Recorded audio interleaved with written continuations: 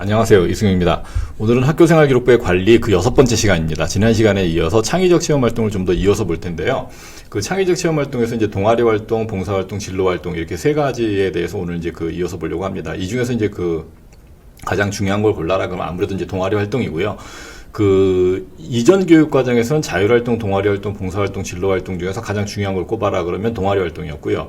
제가 생각할 때는 지금 교육 과정에서는 2015 교육 과정에서는 자율활동에서 그 지난 시간에 설명드린 것처럼 그 주제 탐구 활동이 추가가 됐기 때문에 학업 역량과 전공적 합성을 보이기에 그 자율활동이 이제 그 아주 좋은 항목이 돼버렸거든요. 그래서 이제 동아리 활동 못지않게 자율 활동이 좀 중요해졌다.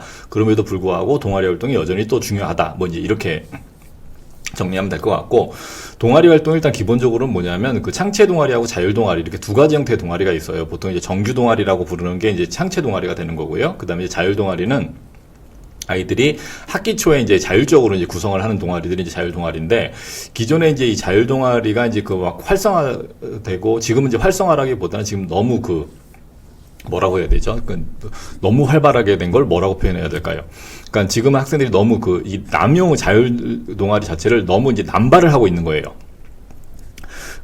이 아이들이 이제 그 학생부 종합 전형을 이용해서 대학을 가려다 보니까 3학년 때 자기소개서 써야 되는데, 자기소개서 쓸 때 가장 중요한 글감이 되는 것 중에 하나가 뭐냐면 동아리 활동을 열심히 한 거거든요. 특히 이제 동아리에서 학술 활동을 한 경우에는 그 내용을 베이스로 해서 그 전후 맥락을 잇는 경우들이 많기 때문에, 그러다 보니까 이제 가급적이면 그 정규 동아리하고 창체 동아리가 이 교과 관련 동아리면 좋겠는데, 그 학교의 그 실정상 모든 아이들이 원하는 동아리에 들어갈 수가 없잖아요. 그러니까 그러다 보니까 원하는 동아리에 들어가지 못한 아이들이 자기가 가고 싶은 학과하고 관련되어 있는 교과 동아리라든가 아니면 그 학과에 대해서 좀 그 탐구해보는 그런 동아리를 갖다 자율적으로 만들어서 그런 동아리를 이제 운영을 했던 거죠. 근데 이제 이게 너무 도에 지나쳐서 아이들이 자율 동아리를 너무 여러 개를 만들어 놓고, 왜냐면 아이들도 이제 문어발식으로 이 학과인지 저 학과인지 아직 결정이 안 돼 있기 때문에 일단 여러 개를 활동을 해놓고 난 다음에 나중에 3학년 때 선택을 하기 위해서 1, 2학년 때 자율 동아리를 정말로 많이 만들어 놓은 이런 경우들이 많이 이제 발견이 된 거예요. 그러니까 그러다 보니까 이제 자율 동아리의 중요도가 좀 이제 신빙성이 좀 떨어지는 거죠. 진짜로 이게 자율 동아리를 정규 동아리만큼 열심히 했을까라는 거. 왜냐하면 이제 이게 자율 동아리 같은 경우에는 학교 생활 기록부에 기록이 될 때 이 아이가 이 동아리를 몇 시간 동안 이 동아리 활동을 했는지가 기록이 되질 않아요. 정규 동아리 그게 기록이 되는데, 그러다 보니까 대학 측에서 볼 때도 사실 이 자율 동아리에 대해서 좀 뭐라고 해야 되냐면 이제 믿음이 좀 이제 점점 이제 약해지는 거죠. 그 와중에 이제 현재 고등학교 1학년, 2학년 같은 경우에는 이런 분위기가 적용이 돼서 지금 현재 학년당 한 개씩만 자율 동아리 활동을 기재할 수 있다. 이렇게 바뀌었다라고만 보시면 될 것 같고요. 그 다음에 동아리 활동이 제일 중요한 건 뭐냐면, 동아리 활동에서 학업 역량을 본다기보다는 사실은 동아리 활동의 그 활동 분야를 통해서 전공적 합성, 그 다음에 이 진로를 얼마나 이제 성숙하게 만들어 가느냐, 그 다음에 본인이 관심 있는 분야에 대해서 얼마나 몰입할 수 있느냐, 뭐 이제 한 이 정도만 이제 저희가 이제 동아리에서 파악할 수 있다 이렇게 보시면 되고, 일단은 교육과정상에서 나와 있는 동아리 활동이 어떤 것들을 권장하고 있나 이런 것들만 좀 같이 보실게요. 일단은 영역을 나눠서 예술체육활동, 학술문화활동, 실습노작활동, 청소년 단체활동인데, 제가 아이들이 학생부를 정말로 많이 보잖아요. 그래서 그 학생부들 중에서 제가 좀 많이 봤던 동아리들 위주로 보시면 이제 예술체육활동에선 주로 이제 많이 나오는 게 이제 신문방송학과라든가 미디어학과 이쪽으로 이제 가려고 하는 학생들이 연극, 영화평론, 영화 제작, 그 다음에 방송, 요런 관련된 동아리 활동을 좀 많이 했던 것 같고요. 여기 나머지 예시들은 거의 아이들이 잘 하고 있지 않은 것 같아요. 마술 동아리도 제가 본 적이 있는데, 이게 본 적이 있다라는 건 무슨 말이냐면 자주 보이는 동아리가 아니라는 거죠. 주로 이제 동아리 활동을 통해서 아이들이 학술 문화 활동을 해주게 되고, 이게 왜냐면 교과 성적이 부족한 거를 뭔가 교과 성적이 부족한 거 이외의 요소를 아이들이 좀 이걸 갖다 보충하려고 하다 보니까 학술 문화 활동을 하는 게 가장 그래도 좀 학업 역량을 어필하기에 좋아 보였거든요. 그래서 이제 이런 관련 동아리들이 좀 많이 있었다. 보시면 지적 탐구력과 문화적 소양을 기른다가 이제 요 분야의 이제 활동 목표가 되는 거고요. 인문소양 활동의 이제 예시가 문예창작, 독서토론, 우리말 탐구, 외국어 회화, 그 다음에 인문학 연구, 그 다음에 사회과학 탐구 활동의 답사, 역사 탐구, 지리문화 탐구, 다문화 탐구, 인권 탐구, 그 다음에 자연과학 탐구 활동의 발명, 지속가능 발전 연구, 그 다음 적정기술 탐구, 농어촌 발전 연구, 생태환경 탐구 등 이렇게 돼 있는데, 요 내용을 보시면 일단은 그 이전 교육과정하고 여기가 좀 약간 그 동아리 소개 예시가 좀 바뀐 게 이제 어떤 내용이냐면, 이전 교육과정은 여기 학술문화 활동에 이 자연과학 탐구 활동에 그냥 과학 실험, 과학 탐구 이런 내용으로 그냥 원론적으로 돼 있었거든요. 근데 이제 여기 이제 예시 들은 게들이 뭐냐면, 과학기술 시간에, 과학 시간에 배운 내용을 활용해 보는 쪽 동아리를 지금 권장을 하고 있는 거죠. 그죠? 그래서 뭔가 이렇게 응용과학 수준으로 이제 그 이 활용 쪽에다가 좀 더 측면을 둔 그런 동아리들을 지금 예시로 들고 있다, 이렇게만 보시면 되고, 그 다음에 이제 정보 활동은 컴퓨터, 인터넷, 소프트웨어, 신문 활용 등 뭐 이제 이런 것들이 좀 많이 있는 것 같고, 그 다음에 실습 노작 활동은 잘 보이진 않는데, 일부 전공을 가려고 하는 학생들 중에 이제 요리나 제과 제빵 동아리를 하는 아이들이 있고요. 그 다음에 이제 그 기계공학과 쪽으로 이제 그 전자전기를 가고 싶은 아이들이 뭐 로봇 제작, 조립, 모형 제작 이쪽 동아리를 갖다 이제 하는 경우들이 많이 발견이 됐다. 뭐 한 이 정도라고 보시면 될 것 같아요. 그래서 이제 동아리 활동 같은 경우에는 그 결국에는 3학년 때 자기소개서를 쓰게 되면 동아리 활동 위주로 내용을 기술할 수밖에 없게 돼요. 그래서 동아리 활동 내용과 그다음 또 하나는 뭐냐면 이제 아마 지난 시간에 말씀드렸던 자율활동에서 그 창의 주제 활동을 한 것들, 그러니까 그 이 공동 연구를 한 거라든가 자유 연구한 것들, 이것들을 이제 소재로 해서 이제 글을 쓰게 될 거니까, 이 동아리 활동을 가급적이면 반드시 학술문화 활동을 할 수 있는 이런 동아리로, 그 정규 동아리로 들어가는 게 가장 중요하고, 정규 동아리로 들어가지 못했을 경우에 차선책으로 자율 동아리가 30자 내로 자율 동아리가 뭐 하는 동아리인지 동아리 소개 정도는 할 수 있거든요. 그러니까 자율 동아리로 학술문화, 그러니까 정규 동아리가 학술문화 활동인 동아리를 갖다 놓친 경우에, 그러니까 정규 동아리에서 이제 그 밀려나서, 그러니까 가고 싶은 동아리 못 들어가고 어쩔 수 없이 뭐 마술 동아리를 갔다든가 아니면 영화 평론 동아리를 들어갔다든가 이렇게 되는 경우에는, 그래도 내가 가고 싶은 전공과 관련이 있는 교과목, 가령 이제 이 가고 싶은 게 뭐냐, 상경계열이다 그러면 상경계열로 관련 있는 과목이 일단은 일단 일반 사회, 그 사회문화 과목도 중요하고 경제도 중요하지만 수학도 중요하잖아요. 이제 그런 거 관련돼 있는 자율 동아리를 만들어서 활동을 하는 게 좋겠다, 이렇게 보시면 되고요. 그 다음에 이 동아리 활동에서 일단 또 제가 이제 많이 받는 질문들은 뭐냐면, 동아리가 그 지원 전공하고 반드시 일치해야 되느냐? 근데 꼭 일치하진 않아도 돼요. 그러니까 지원 전공 일치하지 않아도 된다라는 정도는 어느 정도냐면, 그래도 지원 전공하고 일치하진 않더라도 지원하는 전공의 계열하고는 좀 비슷했으면 좋겠다라는 거예요. 왜냐하면 가령 뭐라고 해야 될까요?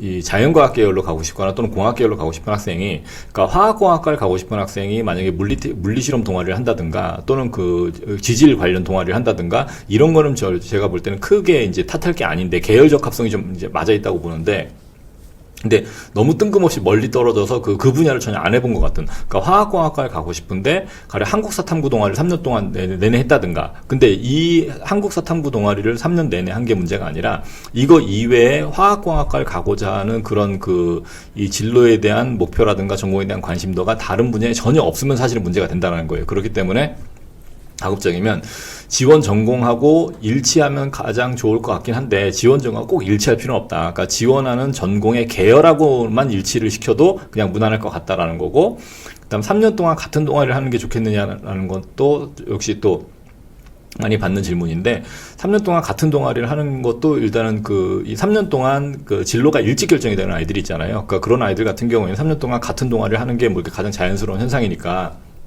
그런데 이 지난 시간에 어느 시간이었나요? 고등학생들은 진로가 수시로 바뀌는 게 자연스러운 과정이라고 그랬잖아요. 그러니까 이제 진로가 바뀌었을 때는 그 바뀐 분야와 관련 있는 동아리 활동을 하는 것은 오히려 그 활동력과 행동력이라는 측면에서 긍정적으로 평가할 수 있거든요. 그러니까 굳이 이 3년 동안 동일 동아리를 해야 된다라는 이런 강박관념은 좀 이렇게 저희가 이제 벗을 필요가 있다라는 거고, 그 다음에 동아리 활동을 한 게 내용이 사실은 이제 어떤 게 좋으냐면, 가급적 동아리 활동한 결과가 동아리 활동의 기록, 특기사항에 반드시 기록이 돼야 돼요. 그 다음에 동아리 활동의 결과가, 동아리 활동을 하고 난 결과가 산출물이 나와야죠. 동아리 활동 보고서라든가, 동아리 활동 보고서, 그다음 뭐라고 그럴까요? 보통 그런 것들을 학교에서 기록을 잘 해주기 위해서 동아리 활동 발표회, 이제 이런 것들을 많이 하거든요. 그러니까 동아리 활동에 산출물이 반드시 나와야겠다. 그 다음에 최소한의 어떤 성과를 이뤘다라는 정도가 나와야 되고, 이 동아리 활동을 통해서 학생이 성장한 모습이 동아리 활동의 특기사항에 반드시 기록이 될 수 있도록 그 다음에 가급적이면 이제 그 학생이 이제 그 자율적으로 동아리 안에서 학생의 역할 위주로 기록을 받을 수 있도록. 왜냐하면 이제 동아리 부원이 한 15명이다 그러면 15명의 내용을 그 동아리 부장을 제외한 나머지 14명의 기록을 완전히 다 동일하게 해주시는 선생님들이 계세요. 근데 그런 것보다는 가급적이면 동아리 활동 안에서 개인이 한 그 이 활동 내용 위주로, 그러기 위해서는 동아리 활동을 좀 본인의 역할을 갖다가 명확하게 뭐라고 해야 될까, 본인의 역할을 명확하게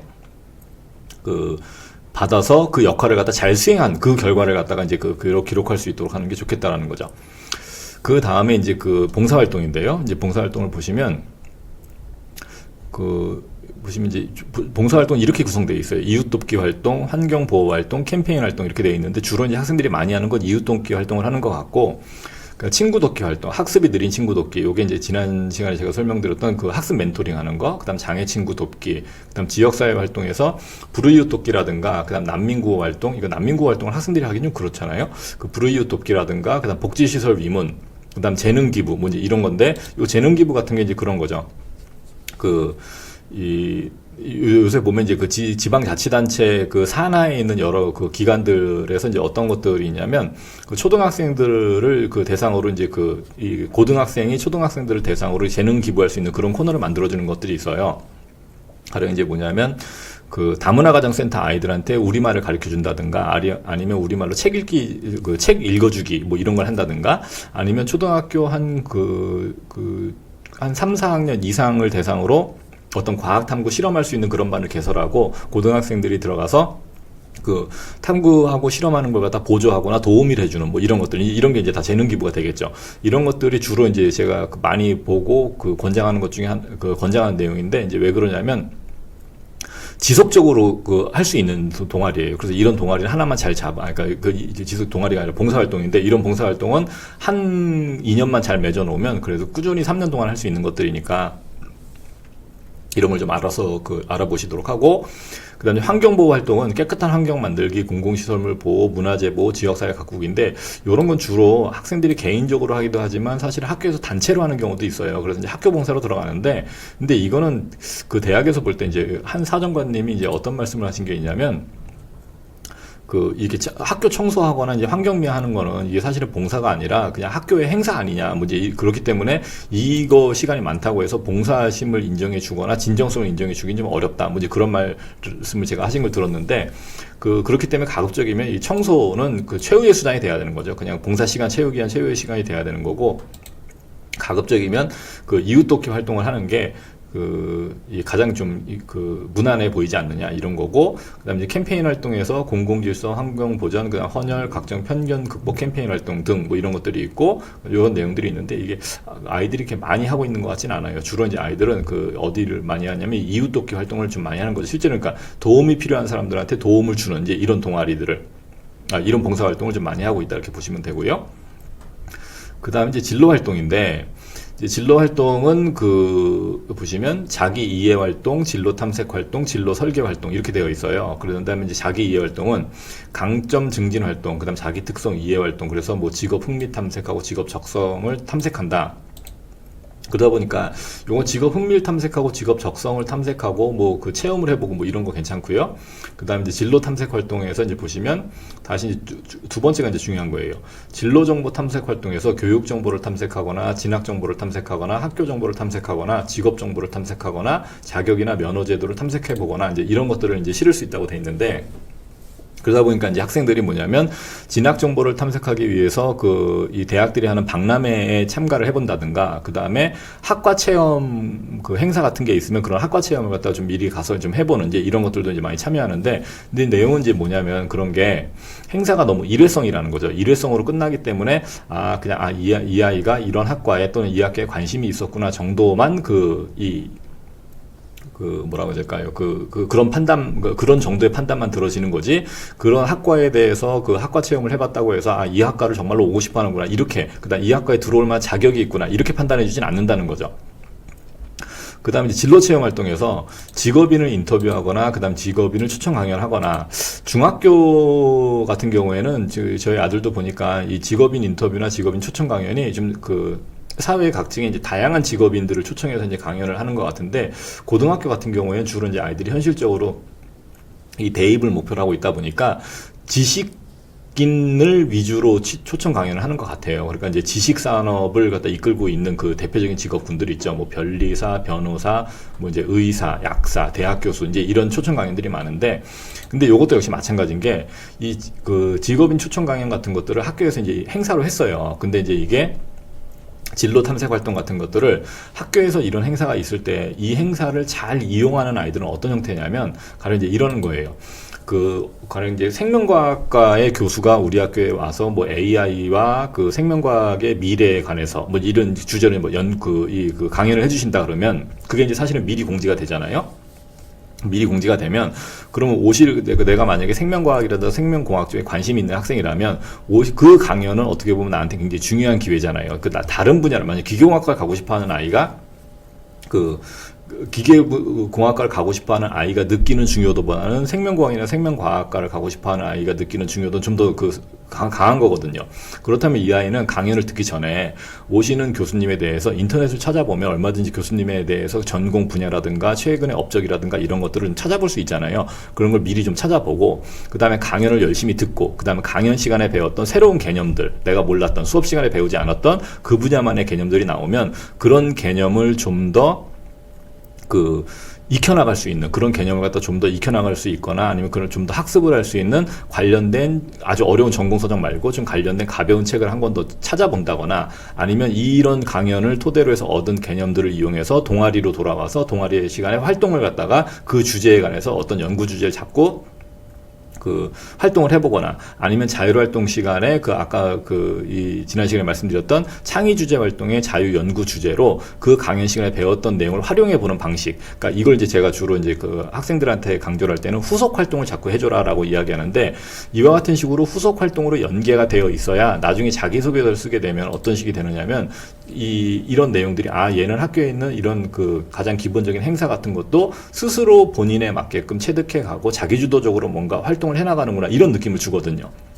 그래서 가급적이면 이런 일회성 강연들도 가급적이면 어떻게 하는 게 좋으냐면 나한테 좀 관련 있는 전공들 같은 경우에는 좀 이 강연 자체를 듣고 익히고 그다음에 그거를 확장해가는 이런 과정들을 반드시 거치면 좋겠다. 그 다음에 이제 진로 설계 활동인데요. 진로 상담, 진로 의사 결정, 그 다음에 학업에 대한 진로 선계. 역시 여기 가장 중요한 건 뭐냐면 학업에 대한 진로 설계가 일단 중요하겠죠. 대입을 목표로 하고 있다면요.